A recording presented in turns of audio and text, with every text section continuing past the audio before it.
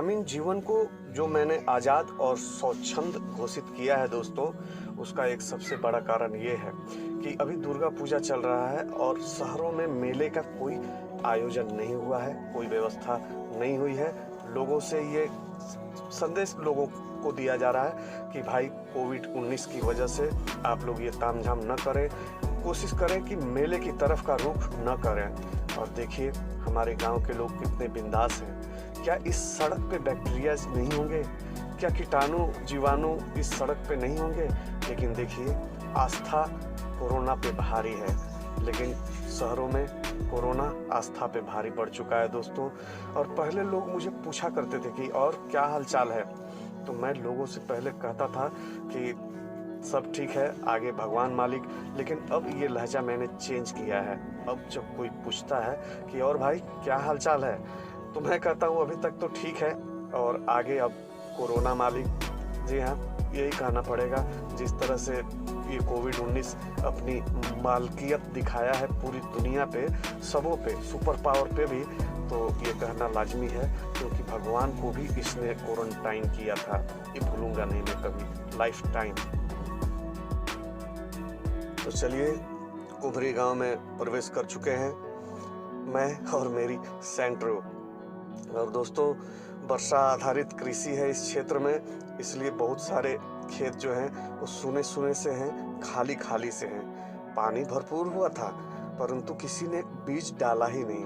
वो 2-4-10 ने डाला था, लेकिन बाकी सबों ने नहीं डाला था क्योंकि लगातार 3-4 वर्षों से बारिश नहीं हो रही थी। बारिश हो भी रही थी बिचड़े डालने के वक्त, तो बुआई के टाइम वो भांजी मार जाती थी। बरसात जो है हमारा मानसून जो है वो पलटी मार लेता था, या धान हरे हो गए, बालियां आने लगी, उस टाइम बारिश नहीं होती थी। अब बालियां आ रही हैं धान के और उस टाइम बारिश न हो तो उनमें जो दूध, पहले बालियों में जो धान आते हैं दोस्तों वो पहले दूध के रूप में होते हैं। अगर आपने कभी कच्चे धान को हाथ से दबा के देखा है तो आपको पता चलेगा। तो वो दूध जैसे होते हैं और पानी जैसे जैसे मिलता है तो वो जो दूध भरा दाना है वो परिपक्व होते जाता है, बड़ा होता है, मजबूत होता है, वो भरता है। और अगर बारिश ना हो तो कमज़ोर हो जाता है, मतलब कि अपंग टाइप का, जैसे पोलियो मारा हुआ धान का वो हो, बीज हो। तो बारिश 3-4 सालों से हुई नहीं थी, तो लोग एक तरह से उम्मीद छोड़ चुके थे कि इस बार भी बारिश नहीं होगी। लेकिन हर क्षेत्र में कुछ न कुछ बाजीगर निकल ही जाते हैं दोस्तों। तो जो बाजीगर थे उन्होंने रिस्क लिया और बिचड़े डाल दिए और खेतों को बोया भी, और उनकी धान जो है वो लहलहा रही है, चकाचक है। परंतु जो शायद के चक्कर में पड़ गए कि शायद नहीं हुआ तो, बारिश नहीं हुई तो उनको नुकसान उठाना पड़ा है। और अब पछताए होत क्या, जब चिड़िया चुग गई खेत, तो अब तो बुआई हो नहीं सकती, ना ही बिचड़े डाले जाएंगे। और इस वक्त भी दोस्तों थोड़ी सी बारिश की आवश्यकता थी, खेतों को देखकर मुझे ऐसा प्रतीत हुआ। लेकिन बारिश नदारद है। प्रतिवर्ष दुर्गा पूजा में कुछ झमाझम हो ही जाती थी, लेकिन आज अष्टमी नवमी हो चुकी है और अभी तक दूर दूर तक बारिश का कोई वो नहीं दिख रहा है, साइन, जी हाँ, निशान नहीं दिख रहा है। और मित्रों, आप सबों को मेरे वीडियो ये कल वाले, पिछले और अभी वाले देखकर थोड़ा थोड़ा सा ये आभास होगा कि कहीं मैं बंगाल में तो नहीं हूँ। तो जी हाँ दोस्तों, एक तरह से आप सोचेंगे तो मैं बंगाल में ही हूँ, लेकिन वो वर्तमान बंगाल नहीं है, ये प्राचीन बंगाल है। और मैंने एक वीडियो में आप सबों से ये शेयर किया था कि शायद 1952 के बाद बंगाल और बिहार का एक बार नए सिरे से विभाजन हुआ और उस विभाजन के बाद ये हिस्सा बंगाल से निकलकर बिहार के झोली में आ गया और वर्तमान में ये झारखंड की झोली में है। तो यहाँ के कल्चर आपको बंगाल से मिलते जुलते दिखेंगे, रहन सहन भी, पूजा पाठ का तरीका भी और बोली चाली भी। यहाँ के बूढ़े बुजुर्ग जो पुराने लोग हैं, जिन्हें हम पुरनिया कहते हैं, उनसे आप मिलेंगे तो आपको ये फील होगा कि वाकई बांग्ला का यहाँ क्या महत्व था। अब जब बंगाल ही था तो महत्व की क्या बात करें।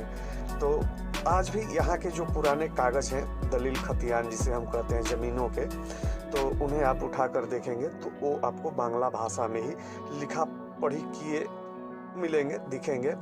और मेरे भी जो ज़मीन के कागजात हैं दोस्तों, वो भी बांग्ला में ही लिखे गए हैं, पढ़े गए हैं। सारे गवाह और जो भी अधिकारी थे ज़मीन संबंधित जुड़े, जो काम करते हैं दस्तावेजों के ज़मीन संबंधी, तो वो सारे कुछ उनके हस्ताक्षर भी बांग्ला में ही थे।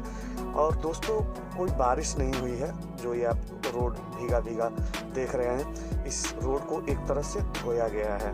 और धोया इसलिए गया है कि महाअष्टमी और नवमी है, और पिछले वीडियो में मैं आप सबों को दिखा चुका कि आज दंडवत प्रणाम करते हुए माता के चरण तक जाने का भी दिन है। तो अलग अलग गाँव में, अलग अलग मंदिरों में अलग अलग माताएं, बहनें, भाई बंधु जो भी हैं, मित्र लोग, वो दंडवत प्रणाम करते हुए इसी रास्ते से गुजरेंगे, इसलिए रास्ते को धोया गया है।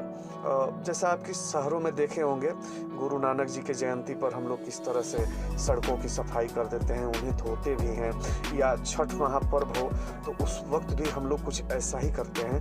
तो यही है हमारा सामाजिक सौहार्द भारतवर्ष का। और मित्रों, हम बाहर आ चुके हैं कुमरी गांव से, और इस गांव के बाद ही पड़ता है वो देवस्थल या देवी स्थल। वहां जाने के बाद ही क्लियर होगा दोस्तों। तो चलिए, बहुत करीब है वहां के। और अभी कुमरी गांव का जो नज़ारा दिखा वो काफ़ी शानदार था, और बहुत दिन बाद किसी गांव में घुसा हूँ देहात के परिवेश में, शायद बस्तर के बाद। तो काफ़ी अच्छा फील हो रहा है मुझे। और ये थोड़ी सी चढ़ाई, छोटी पहाड़ी होगी, हमारे एरिया में से तुंगरी का नाम दिया गया है। और दोस्तों, अब लगता है मेरी मंजिल काफ़ी करीब है, यानी ठीक मेरे नाक के सामने। और खुशी मिली ये जानकर कि मंजिल मेरे बिल्कुल करीब है, और यहीं से लगता है मेरे मंजिल जाने का रास्ता कटा हुआ है। तो मैं भी कटता हूँ। इस सीधी सड़क से मैंने अपना मुंह मोड़ लिया और घुस गया इस लिंक रोड में। और मुझे लगता है ये लिंक रोड जो है स्पेशली उस धाम के लिए ही बना होगा जहाँ मैं जा रहा हूँ। लग तो रहा है परिवेश और माहौल को देखते हुए कि ये लिंक रोड स्थान, देवस्थान के लिए ही स्पेशली बनाया गया है। और यही है शायद यही है वो धाम जिसका बताया था भाई ने नाम, और मैं पहुंच गया। तो ये काफ़ी खुशी की बात है। गाड़ी अंदर जाएगी या बाहर रखें? बाहर ही रखते हैं दोस्तों, पहली बार में ही बदमाशी, और वो भी देवस्थल में नहीं चलेगी। तो गाड़ी को हम यहाँ पार्क करना चाहेंगे। ये जगह ठीक लग रही है मुझे। चलिए मित्रों, यहाँ का छोटा सा क्यूट मार्केट भी है हमारे आपके चाय जलपान के लिए, नाश्ते पानी के लिए। देहाती देसी व्यंजनों का आप आनंद भी यहाँ उठा सकते हैं। चेचका धाम अगर आप आते हैं तो ऐसा नहीं है कि यहाँ दुकानें नहीं हैं। काम चलने लायक वस्तुएं जो हैं वो आप सबों को यहाँ उपलब्ध हो जाएंगी। तो फाइनली हम पहुँच गए इस धाम पर, और यही से है एंट्रेंस। और सामने जो ये मंदिर आप सबों को दिख रही है दोस्तों, प्राचीन मंदिर टाइप की, ये प्राचीन मंदिर नहीं है, ये नया बनाया जा रहा है, लेकिन काफ़ी वक्त लिया जा रहा है। शायद ऐसा देखकर लग रहा है, फाउंडेशन को देखकर ऐसा लग रहा है। और सामने माता दुर्गा का मंदिर, और इस तरफ है हमारे चिचकेश्वर नाथ जी। जी हाँ दोस्तों, ये जो धाम है ये चिचका धाम है, और चिचकेश्वर नाथ जी यहाँ के प्रमुख स्वामी हैं, यहाँ के मालिक हैं, और बाबा भोलेनाथ के ही रूप हैं ये। दोस्तों, कहा जाता है कि सोचे हुए काम कभी पूरे नहीं होते, उन्हें कर डालिए आप तभी पूरे होते हैं। काफ़ी दिनों से सोच रहा था मैं यहाँ आने की, और आज मैं आ ही गया। और कल भी आना चाह रहा था, लेकिन कल कुछ कारण बन गए तो नहीं आ पाया, परंतु आज मैं यहाँ पहुँच चुका हूँ। और ये देव स्थल है चिचकेश्वर धाम।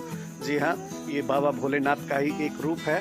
और ये हमारे शहर बोकारो स्टील सिटी से मात्र 15 किलोमीटर की दूरी पर है और वादियों में है, प्रकृति के बीच है। और मेरे पीठ के ठीक पीछे आप देख रहे हैं चिचकेश्वर बाबा का प्रमुख मंदिर, मुख्य मंदिर यही है। और ठीक इसी सीध में यहाँ पीछे, जी हाँ, माँ दुर्गे हैं, तो नमन है माता दुर्गे को। अभी तो नवरात्र भी चल ही रही है। और चलिए दोस्तों, आप सबों को भी दर्शन करवाते हैं बाबा चिचकेश्वर नाथ से और माते दुर्गा से। तो मित्रों, आप भी नज़ारा ले लीजिए इस पूरे मंदिर प्रांगण का। और चिचका धाम विकास ट्रस्ट इसे चलाती है, संचालित करती है।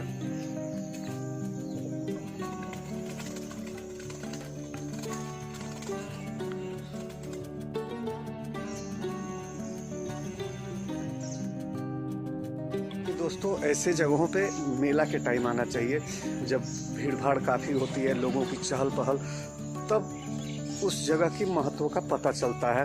भीड़ भाड़ को देख के, पूजा पाठ और कतार, भक्तों की कतार, लंबी कतार को देख के ये पता चलता है कि इस जगह का कितना महत्व है। और अभी मैं सुबह सुबह ही आ गया हूँ और बाबा भोलेनाथ के नाम से इस वक्त कोई पूजा पाठ या मेला नहीं है, तो इसलिए यहाँ काफ़ी शांति भी है। तो चलिए, कोई बात नहीं, इनसे मिल तो लिया, इनके दर्शन कर लिए, यही मेरे लिए बहुत बड़ी बात है, बहुत काफ़ी है। तो अब